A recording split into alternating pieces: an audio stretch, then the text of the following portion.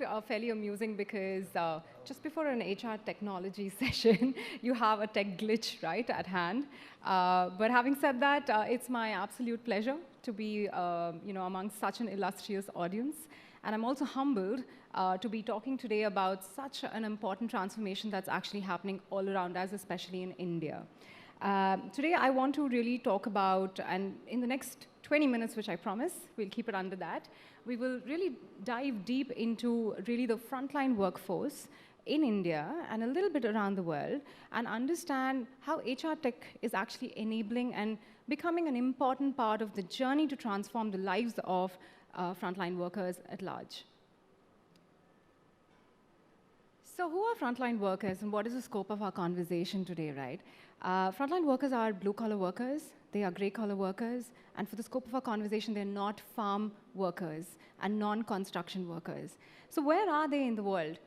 You will see that estimates indicate that 2.7 billion frontline workers are actually around the world, of which the top 3 locations or countries or regions, as we may say, are actually in India, in Africa, as well as in Southeast Asia. When you take a step back and understand this a little closer from the landscape of India itself, in India we have a baseline of 400 million frontline workers today. It's only projected that it's going to become 500 million by the end of this decade. We haven't leveraged this population, as most of us here are very well aware of. When we look at really where this population resides, more than 60% of them are sitting in the informal sector. And the informal sector has created this vicious cycle for both demand as well as supply side having a lot of pain points. When you look at the worker themselves, right, you see that they're operating in a system where they don't really have job security at large. You see that the frontline workforce is also facing improper payments in terms of their salaries. You look at them being less skilled or underskilled for the kind of demand that the industry has. And because of this, ultimately their earning potential is really impacted to grow and have a career path at large. But when you shift the lens to an enterprise level, you'll also see that most of the frontline workers, because of this informalization of workforce, they're struggling with not adopting tech. You have many enterprises which are still using paper pencils to manage their workforce. You're looking at enterprises who are still using Excel files to manage their workforce. But having said that, there is a shortage of labor. It's a high attrition industry, and therefore industry is also plagued with access to good quality frontline workforce as well. So overall, I think the state in India of frontline workers is such that there is a skill gap that's not able to fully meet the demand and the supply. Now, when we take a step back, I think what is interesting through all our readings and research is that the same landscape that I just presented in terms of the problem statement at large exists across different geographies. So that's a moment for us to just absorb and understand the problems are the same around the world. So where are the jobs and who has the jobs, right? In India, after the pandemic specifically, the good news or the positive steps are that industry and the workers are actually moving closer to technological innovation as well as digital adoption. You're seeing that in the last 3 years particularly, the frontline workforce has actually, the worker side at least, has been creative in terms of just finding access through digital means to jobs. They've actually been braver. They've actually adopted through smartphone technologies. Many of them have been employed better through that access as well. On the enterprise side, you're also seeing that there's been more openness to adopt workforce fulfillment as well as workforce management technologies as well. Now, what has happened with that is you're seeing what you're seeing here, which is e-commerce is the #1 demand generator or job creator in the last 3 years particularly. And this has happened largely because the consumer habits have shifted. It's created a lot of demand and job creation. And it's also seen that, this is one particular industry which has adopted greater number of technological advancements and digitized many of their processes to manage the workforce itself in this space. On the other hand, you see that logistics as well as mobility are 2 other industries which have actually enabled and generated more jobs. Put together, we're noticing a trend that these 3 industries are top early adopters of technology as well. And therefore, there seems to be a linkage of how technology is actually helping organizations reach and get closer to the workforce. And thereby, because of the smartphone revolution in India, you also had workers in the last 3 years post-pandemic having greater access and knowledge of the jobs that are available across the country as well. All right, so there are jobs, we know who they are, we know where they are. What are the problems? I just want to deep dive a little more into the existing or the existential situation itself. The frontline workers essentially, I think because of most of them reside in the informal sector, like I mentioned a few minutes back, they are put in this situation where, because of limited skills that they have, and most of them actually are either low skill or medium skill in nature, and most of them actually don't have access to go beyond the same job for which they do for a long number of years. So there's nothing called career pathing for them at all. But having said that, most of them also earn less than 15,000 rupees in a month.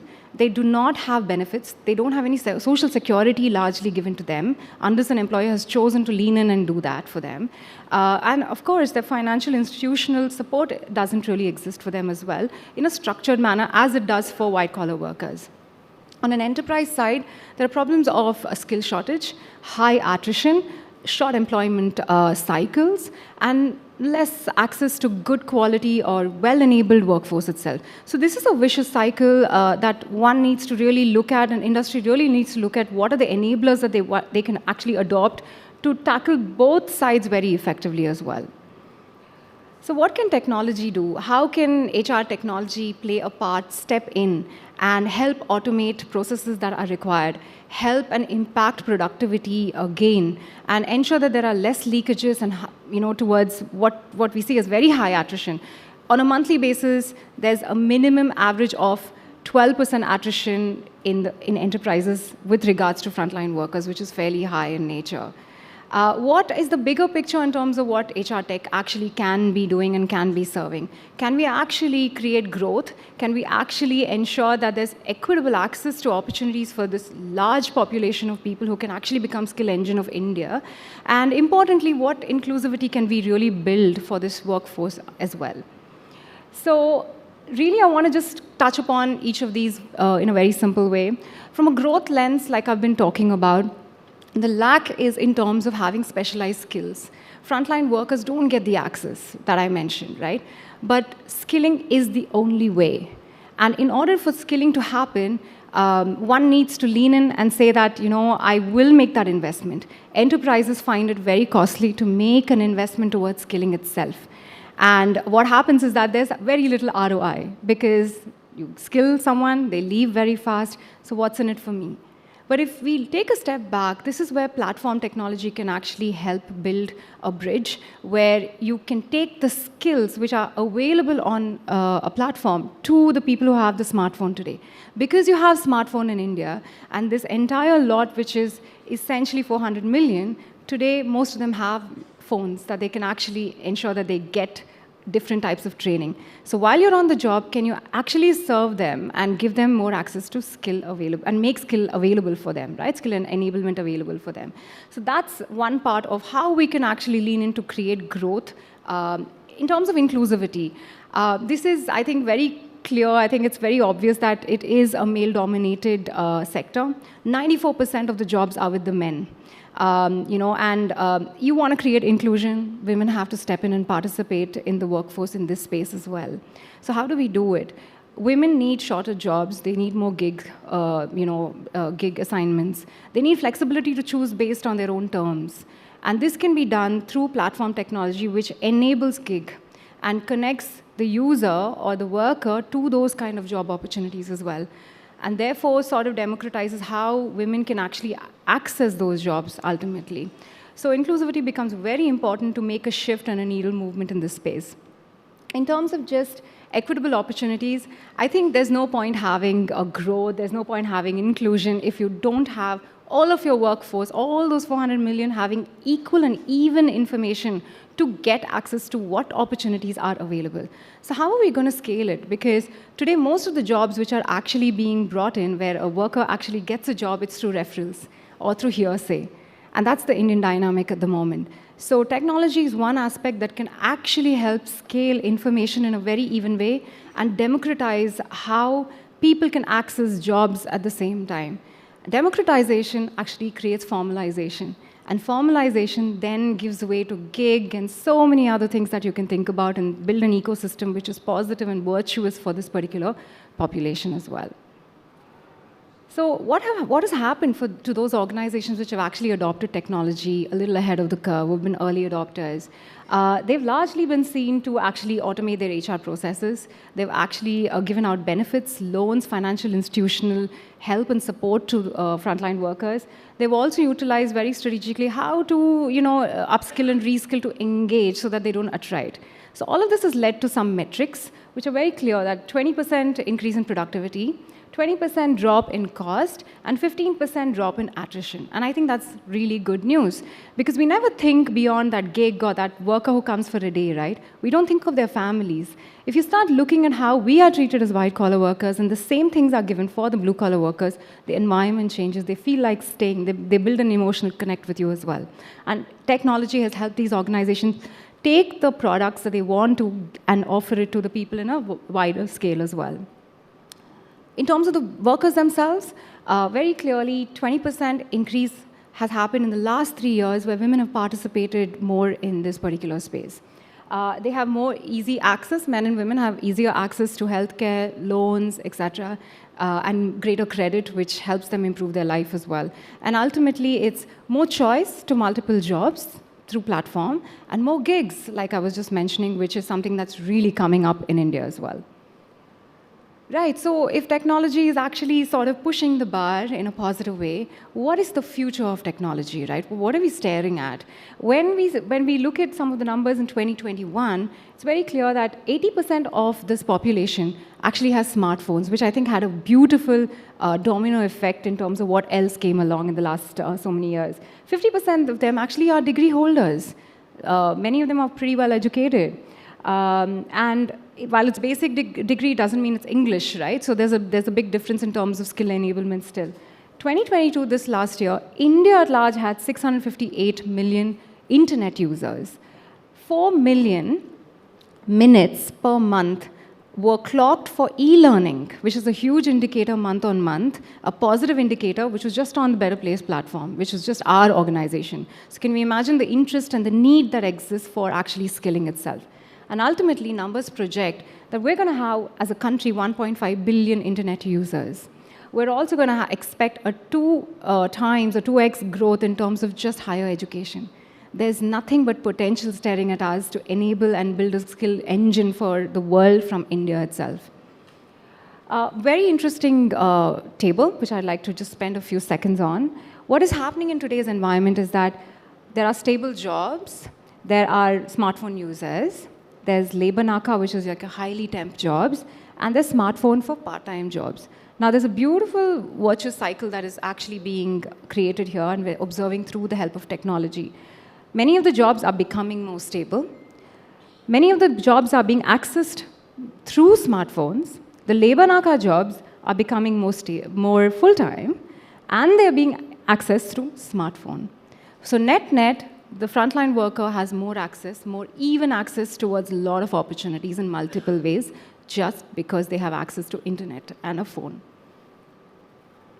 So what's the next big thing? As a subset of all of this, gig is pretty much the conversation. At least in India, it's really, really improving, and it has a huge GDP impact of 1.25%, which is written here.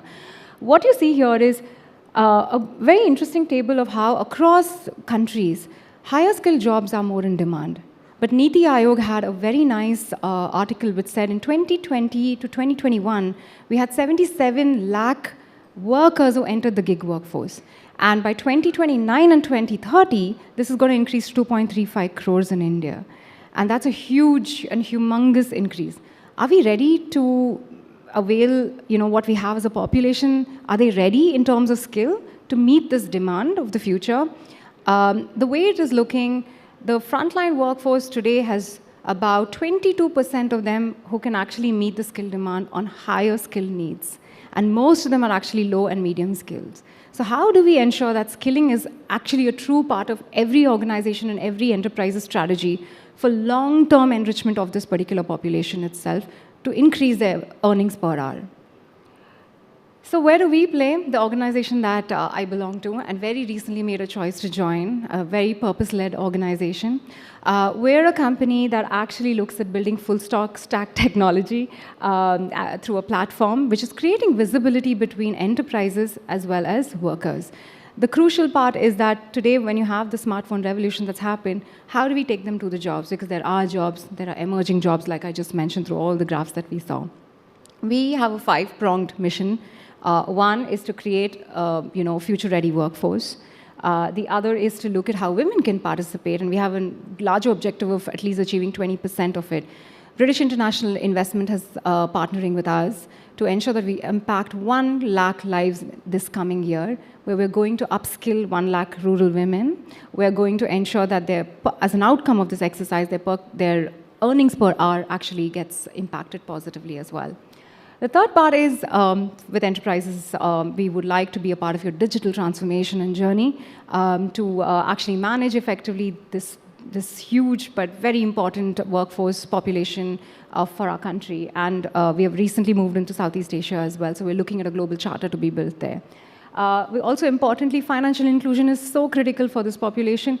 We want and we aim for 30% of impact in that space. And last and importantly, how does technology and how does our technology actually help build livelihood better and improve people's life, as well as ensure that organizations have a more efficient way of actually taking care of their workforce.